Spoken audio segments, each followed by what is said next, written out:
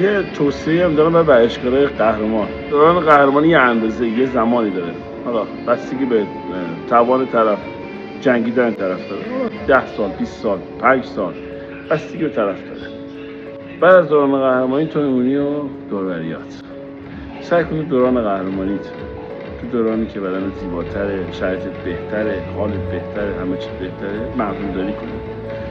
چون بعدش افت میکنی، بعدش معمولی میشی مثل خیلی از قهرمانا. بعد اونایی با مردم میمونن، اونایی با دوستاش میمونن که زمانی که دوران قهرمانی بودن خوب بودن، خوش اخلاق بودن، مردم دار بودن. تو نمیتونی الان تو دوران اوج، دورانی که بدنت زیباست، دورانی که عنوان میگیری و همه این مسائل، نمیتونی بیای الان بد اخلاق بشی، خودتو بخوای طلبکار بشی. بعد برعکس زمانی که حالا افت میکنی، خراب میشی، نقش از من مهربون بازی کنی. تو دوران اوج حتما مردم داری کنی، مخصوصا با همباشگاهیات، هم محله‌یات، خانواده‌ات. هر چقدر بیشتر مردم داری کنی، دورانی که قهرمانی گذاشتی کنار، از دوران اوج کنار رفت، شاید بهتری داری، حال بهتری داری و بیشتر